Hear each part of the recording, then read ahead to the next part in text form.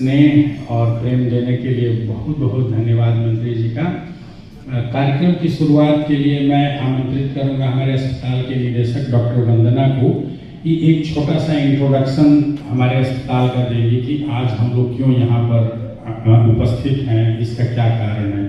तो डॉक्टर वंदना को मैं आमंत्रित करूंगा, उसके बाद हम लोग इनॉग्रेशन आए हैं और हमारा ये कार्यक्रम एक छोटा सा प्रयास है।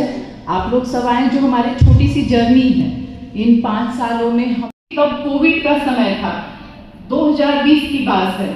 तब हम लोगों ने जब ये अस्पताल शुरू किया था तो बहुत मतलब सबके लिए विकट स्थिति थी, हमारे लिए भी थी। जब मैं अपने हॉस्पिटल की आज भी मुझे वो क्या बोल सकते गूज़बम्प होता है कि जब मैंने अपने हॉस्पिटल शुरू की थी और जब कंस्ट्रक्शन का काम चल रहा था उस समय हॉस्पिटल की लोग मतलब इतना कोविड का टाइम था कि हॉस्पिटल के जो सामान आते थे भी हो गए। तब जब हम लोगों ने ये शुरू किया, मुझे अभी भी याद है एज अ वाइफ और एज अ मेंटर दोनों कि जब हम शुरू किए तब एडमिट हुए, उनका सैचुरेशन फ्लो हो रहा था। फिर भी मन में ये हमेशा थी कि नहीं मुझे अस्पताल खोलना। मैं अपने वेंडर को पेमेंट पे करती थी और वो एडमिट थे। करूंगा डॉक्टर वंदना को कि आप डॉक्टर अमजद खान सर जो कि सिवान से चल के आए हैं उनको मंच तक लेकर आइए। अब मैं आग्रह करूंगा डॉक्टर रत्नेश रंजन से कि आप भी मंच पर कृपया आएं। डॉक्टर वंदना से भी आग्रह है कि वो मंच पर आएं। विनय जी, हम लोग इस कार्यक्रम की शुरुआत दीप प्रज्वलन से करेंगे, तो कृपया दीप प्रज्वलन की व्यवस्था करें।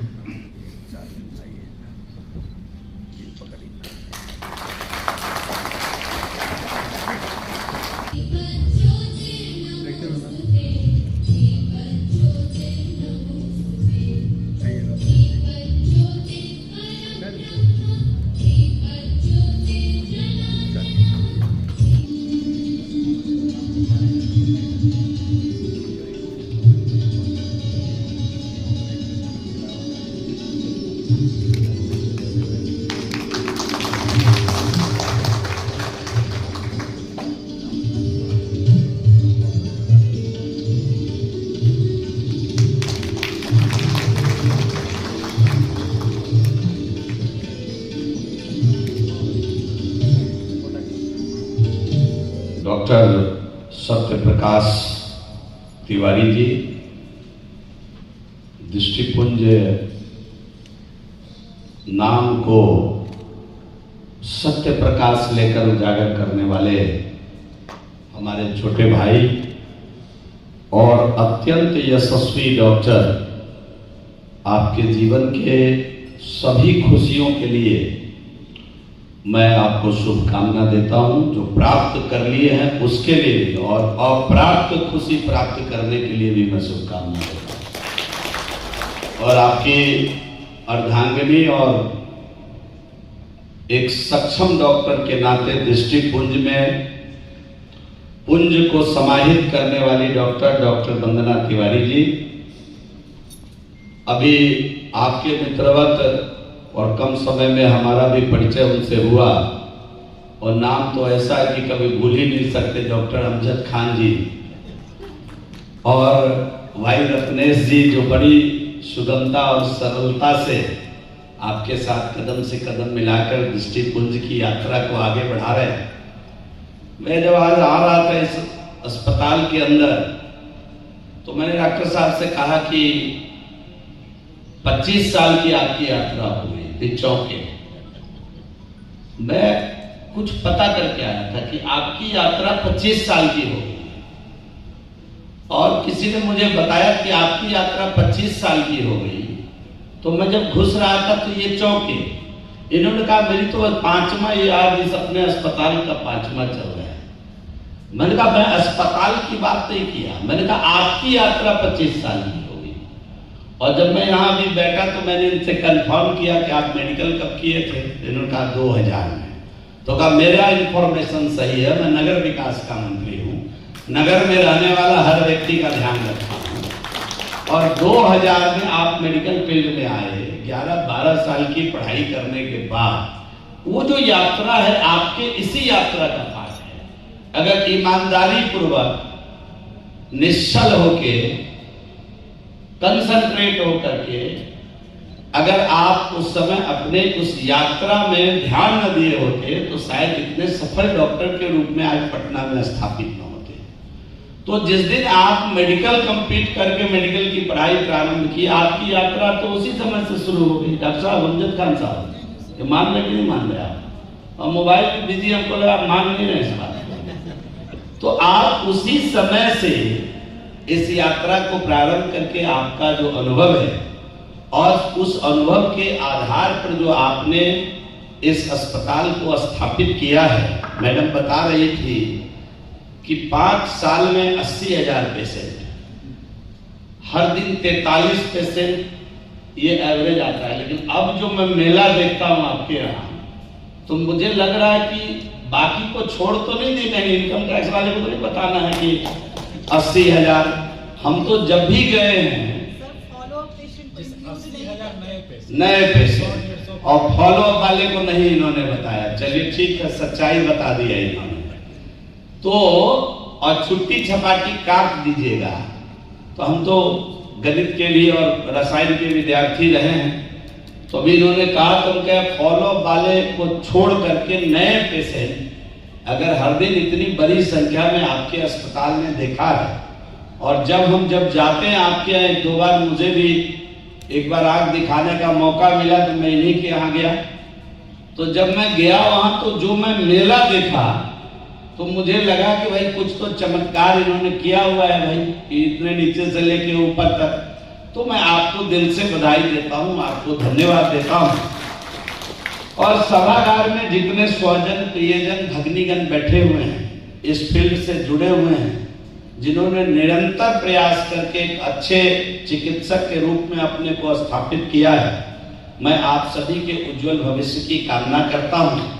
क्योंकि जो संघर्ष किया है, दिनकर ने लिखा है कि जो लक्षागृह में जलते हैं वही सुरमा निकलते हैं। और पढ़ने के समय जो आदमी संघर्ष करता है, हमारे यहाँ डॉक्टर मिश्रा होते थे दरभंगा में, वो कई बार अपने पीछे चलने वाले रेजिडेंट को डांटते थे। कोई अगर पेशेंट में भीड़ नहीं रहा है, नजदीक नहीं आ रहा है, पीछे खड़ा हो जा रहा है, तो डॉक्टर साहब कहते थे, मोहन मिश्रा जी हमारा बड़ा अच्छा संबंध था, दुनिया में नहीं हमारे अभिभावक थे। Doctor Mohan Mishra world class के डॉक्टर थे, और कई बार अपने रेजिडेंट को डांटते थे कि तुम पीछे खड़े हो तो पीछे ही रह जाओगे इस फील्ड में, आगे आओ, पेशेंट के पास आओ, समझो, सीखो। तो ये तो बड़ा कठिन पढ़ाई भी है और कठिन फील्ड भी है। और आंख को साधारण तो नहीं ले सकते, आंख है तो दुनिया है, आंख है तो सृष्टि है। थोड़ा देर आंख को मूंद करके देखने पर पता लगता है। हम कई बार कहते हैं कि आंख मूंद कर, ये तो इस होटल का अच्छा होटल में सुमा रही है, आंख मूंद कर इस होटल से बाहर जाने के लिए कोई कहे तो क्या हाल होगा, और आंख खोल कर जाना पड़े तो क्या हाल होगा। आंख यही है जिंदगी में, और उसको सजाने संवारने वाले लोग, उसमें रोशनी भरने वाले लोग, उसको सुरक्षित रखने वाले लोग ईश्वर के दूत से कम नहीं हैं। इसलिए अपने लिए एक बार जोरदार ताली बजा लीजिए कि ईश्वर डॉक्टर तो बहुत हैं, लेकिन भगवान के जो सबसे करीब है उस डॉक्टर में, उसको उन्होंने आंख का डॉक्टर बनाया। उसके बीच इतने व्यस्त कार्यक्रम के बाद आए, हमारे लिए सर ने इतना समय निकाला, हमें ऐसे ओजस्वी शब्दों से उत्साहवर्धन किया, हमें आशीर्वाद दिया, इसके लिए कोटि कोटि आभार सर। इस कार्यक्रम में आए आप सभी लोगों का भी बहुत बहुत धन्यवाद कि इतनी बारिश में आप लोग आए हैं। अभी आप लोग का साइंटिफिक सेशन शुरू होगा। Doctor Ratnesh, doctor Amjad Khan sir और एल्कॉन से आए हैं अभिनंदन जी, ये लोग बताएंगे, ऑप्थेल्मोलॉजी के बारे में टॉक होगा। और मीडिया के लोग जो आए हैं इस कार्यक्रम को कवर करने के लिए, इन लोगों का भी बहुत बहुत आभार, बहुत बहुत धन्यवाद। अब हम लोग यहाँ स्थान ग्रहण करेंगे ताकि साइंटिफिक कार्यक्रम आगे शुरू होगा। नमस्कार, आप देख रहे हैं ब्रेकिंग बिहार। अभी हम हैं होटल ताज में और दृष्टिपुंज आई हॉस्पिटल का आज 5वां वर्षगांठ मनाया जा रहा है। लगातार आपको हमने कहा है बिहार के सबसे बड़े eye specialist doctor Satya Prakash Tiwari जिस तेजी से उभर रहे हैं, जिस प्रकार से पेशेंट देख रहे हैं, और आज उनके इस प्रोग्राम में नगर विकास मंत्री जीवेश मिश्रा भी आए हुए हैं। डॉक्टर साहब से जानेंगे इतने कम समय में सफलता का राज। जी देखिए, सफलता, सबसे पहले तो धन्यवाद आप लोग आए इस कार्यक्रम को कवर करने के लिए। किसी भी फील्ड में, चाहे वो चिकित्सा हो या कोई भी व्यक्ति अपना व्यवसाय करता है, वो इंजीनियर हो, वो चाहे लीडर ही हो, किसी भी व्यक्ति के जीवन में सफलता का एक ही मूल मंत्र होता है, कड़ी मेहनत और ईमानदारी। अगर आप अपने प्रोफेशन के प्रति ईमानदार हैं, ईमानदारी से कार्य करते हैं और मेहनत से नहीं भागते हैं, तो सफलता निश्चित है, इसमें कोई दो राय नहीं। मैं युवाओं को भी संदेश दूंगा कि जो भी व्यक्ति कहते हैं कि बिहार में या देश में गरीबी है, मौके नहीं है, नौकरी नहीं है, मैं कहना चाहूँगा कि मैंने आज तक जीवन में कभी नौकरी के लिए अप्लाई नहीं किया। अनेकों ऐसे ऑप्शन थे कि मैं चाहे एम्स हो, IJMS हो, PMCH हो, कर सकते थे, लेकिन नौकरी के लिए मैंने अप्लाई नहीं किया। मुझे लगा कि मैं नौकरी पाने की भीड़ में नहीं लगूंगा, नौकरी देने वाले की श्रेणी में। सैकड़ों लोगों को हमने रोजगार दिया है। तो इसका एक ही मूल मंत्र है कि आप जमकर मेहनत करिए और अपने व्यवसाय के प्रति ईमानदार रहिए। चाहे आप डॉक्टरी कर रहे हैं, चाहे मजदूरी कर रहे हैं, सफलता निश्चित है, इसमें कोई दो मत नहीं। 25 साल का सफर कहा जा रहा है, मंत्री जी ने मन से कहा। जी 25 साल का सफर वाकई में है। मंत्री जी को सही जानकारी थी। मैंने सन 2000 में पटना मेडिकल कॉलेज में एडमिशन लिया था, MBBS गोल्ड मेडल के साथ किया। उसके बाद MS GSVM medical college Kanpur से किया, ऑप्थेल्मोलॉजी में, नेत्र रोग विशेषज्ञ में दक्षता प्राप्त की। उसके बाद मैंने 2011 से 2013 अरविंद आई हॉस्पिटल पांडिचेरी में विट्रो-रेटिना की फेलोशिप की, तो रेटिना का स्पेशलाइजेशन किया। तो 13 साल की पढ़ाई के बाद मैं पटना आया। कुछ दिन मैंने दूसरे अस्पतालों में काम किया, प्राइवेट अस्पतालों में, और उसके बाद 2017 से अपना अस्पताल शुरू किया।